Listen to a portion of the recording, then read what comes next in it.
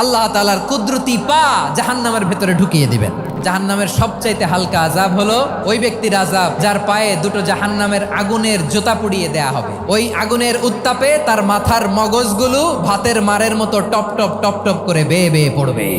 এইটা যদি সবচেয়ে লাইট পানিশমেন্ট হয়, সবচেয়ে হালকা পাতলা সহনীয় আযাব যদি হয়, তাহলে ভয়ঙ্করতম আযাবের কি অবস্থা হবে?